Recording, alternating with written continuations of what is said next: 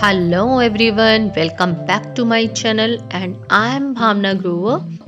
तो गाइज आज मैं आपको लेकर के जाऊंगी भारत के एक बहुत ही रहस्यमय, अद्भुत और बहुत ही ब्यूटीफुल मंदिर श्री राधा रमण मंदिर में, जिसके रहस्यों को विज्ञान जगत भी सुलझा नहीं सका है। श्री राधा रमण मंदिर वृंदावन का एक बहुत ही प्रसिद्ध मंदिर है। यह मंदिर इतना दिव्य, रहस्यमय और अद्भुत है, जिसकी मूर्ति खुद ही प्रकट हुई थी। इसे किसी कारीगर ने नहीं बनाया था। और आपको जानकर ये आश्चर्य होगा कि इस मंदिर में माचिस से आग नहीं जलाई जाती है, बल्कि लगभग 500 साल पहले श्री गोपाल भट्ट गोस्वामी जी ने अग्नि को मंत्रोच्चारण द्वारा प्रकट किया था। जिस भट्टी में प्रकट किया था वो भट्टी आज तक जल रही है।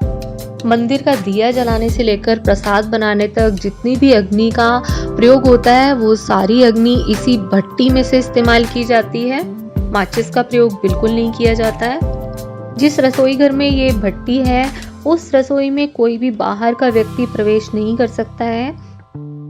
ये भट्टी दिन भर जलती रहती है। दिन भर का काम पूरा होने के बाद रात को इसमें लकड़ियां डालकर ऊपर से राख डाल दी जाती है, जिससे कि उसमें अग्नि बनी रहे।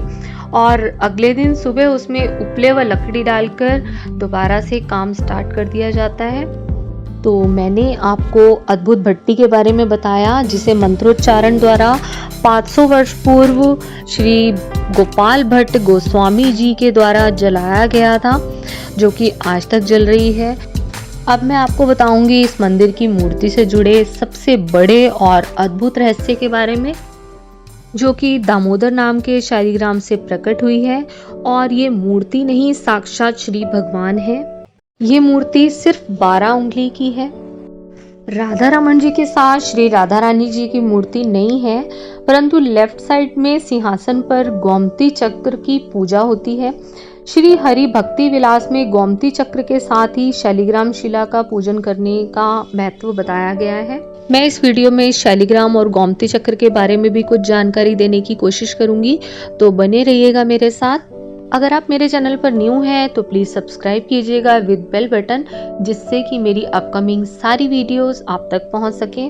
अब मैं आपको बताती हूँ कि ये मूर्ति इस मंदिर में स्वयं कैसे प्रकट हुई। ये मूर्ति एक समय में एक शिला के रूप में थी, जिसके हाथ पैर या मुख कुछ भी नहीं था। उन्हीं दिनों एक व्यापारी ठाकुर जी की पोशाकें बेचने के उद्देश्य से वृंदावन के मंदिरों में आए। सभी गोस्वामियों ने भगवान के लिए पोशाकें ली, परंतु गोपाल भट्ट गोस्वामी जी ने कहा कि हमारा लल्ला तो बहुत ही छोटा है और गोल मटोल है, भला ये पोशाकें कैसे पहनेगा, मैं कैसे पहनाऊंगा, क्योंकि इसका तो हाथ पैर मुखारविंद कुछ भी नहीं है। ये सुनकर व्यापारी तो चला गया, परंतु स्वामी जी का मन पोशाकें देखकर मचल गया और उन्होंने पोशाकें उस व्यापारी से ले ली। परंतु रात भर गोस्वामी जी मन में सोचने लगे कि काश मेरे प्रभु के भी छोटे छोटे हाथ पैर और मुख होते, जिससे कि मैं उनका श्रृंगार कर सकता, उन्हें पोशाकें और आभूषण पहनाकर सजाता, संवारता और उनकी सेवा करता।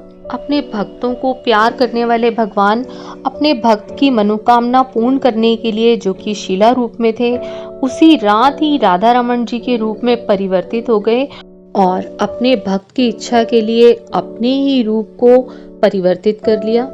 हिंदू धार्मिक मान्यता के अनुसार ये माना जाता है कि 1599 विक्रम संवत वैशाख शुक्ल पूर्णिमा को श्री राधा रमण जी इस रूप में अवतरित हुए थे। राधा रमन जी का ये दर्शन त्रिभंगी दर्शन है, क्योंकि कहा जाता है कि राधा रमन जी पीछे से शालिग्राम शिला जैसे दिखते हैं, सामने से श्री कृष्ण के समान तथा चरण कमल मदन मोहन जी के समान है। इस मूर्ति को लेकर भी बहुत शोध हुए हैं और शोधकर्ता बहुत ही विस्मय में है, क्योंकि इस मूर्ति में कोई जोड़ नहीं है, ना इसे कहीं से तराशा गया है। स्वामी जी के पास 12 शालिग्राम थे। अब आप सोच रहे होंगे कि 12 शालिग्राम स्वामी जी के पास आए कहाँ से। तो एक बार स्वामी जी नेपाल की गंडकी नदी में स्नान कर रहे थे। जैसे उन्होंने स्नान के लिए डुबकी लगाई, उनके हाथों में 12 शालिग्राम आ गए। उन्होंने उन्हें उसी नदी में छोड़ दिया, परंतु जैसे ही उन्होंने दूसरी डुबकी लगाई तो वही दिव्य शालिग्राम उनके हाथों में आ गए। साथ ही आकाशवाणी भी हुई कि गोपाल भट्ट इनके अंदर तुम्हारी एक बहुत ही अमूल्य निधि विद्यमान है। ये सुनकर स्वामी जी उन्हें लेकर वृंदावन आ गए, जहां पर कि उनकी सेवा पूजा किया करते थे। 12 शालिग्रामों में से दामोदर नाम के शालिग्राम में से तो भगवान स्वयं प्रकट हो गए और बाकी के 11 शालिग्राम मंदिर के गर्भगृह में अभी भी रखे हुए हैं। अब आप सोच रहे होंगे शालिग्राम क्या और कैसा होता है। शालिग्राम एक प्रकार का पत्थर होता है जिसे परमेश्वर का रूप माना जाता है। ये नॉर्मली पवित्र नदी के तल पर या किनारों पर ही पाया जाता है। श्री विष्णु के अवतारों के अनुसार अगर ये गोल है तो गोपाल रूप, मछली के आकार में मत्स्य अवतार, कछुए के आकार का हो तो कच्छप या कूम अवतार का प्रतीक माना जाता है। शालिग्राम को घरों में रखा जा सकता है अपनी तुलसी के पास, सुख शांति और वैभव प्राप्त करने के लिए। परंतु यदि आप मांस मदिरा नहीं त्यागते हैं और स्त्रियों का सम्मान नहीं करते हैं तो इसका परिणाम बहुत ही भयंकर हो सकता है, क्योंकि शालिग्राम सिर्फ एक पत्थर नहीं है, ये स्वयं परमात्मा है। शिवलिंग के तो भारत में बहुत सारे मंदिर हैं, परंतु शालिग्राम जी का एकमात्र मंदिर नेपाल के मुक्तिनाथ क्षेत्र में है।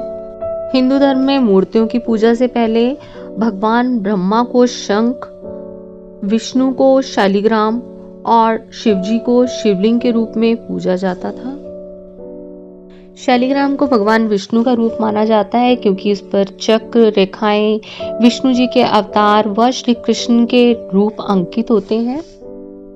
मैंने आपको बताया था कि राधा रमन जी के साथ राधा जी विराजित नहीं है, उनके लेफ्ट साइड में गोमती चक्र विराजित है। तो गोमती चक्र क्या है उसके बारे में भी मैं आपको बता देती हूँ।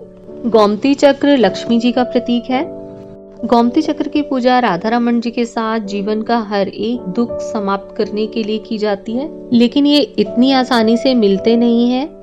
गोमती चक्र को इंग्लिश में सी शेल्स भी कहते हैं। ये बेसिकली समुद्र में या गहरी नदी में पाए जाते हैं। इसकी एक साइड उठी होती है और दूसरी साइड पर चक्र होता है। दीपावली पर लक्ष्मी माँ के पूजन में भी इन्हें जरूर शामिल किया जाना चाहिए और विष्णु जी की किसी भी पूजा में इनका होना बहुत ही शुभ माना जाता है। ये मंदिर सुबह 8 से 12:30 बजे तक खुलता है और इवनिंग में 6 बजे से 8 बजे तक खुला रहता है। इस मंदिर में बाहर से बनी किसी भी वस्तु का भोग नहीं लगता है। मंदिर के बाहर 2 लाइट्स लगी हैं, red and green. Green light का मतलब है दर्शन ऑन है एंड रेड लाइट का मतलब है कि दर्शन अभी नहीं होंगे, मंदिर में दर्शन बंद है। प्रणाम है ऐसे भक्तों को जिनकी भक्ति को देखकर भगवान को भी पत्थर में से प्रकट होना पड़े, भगवान को सारी बातें माननी पड़े।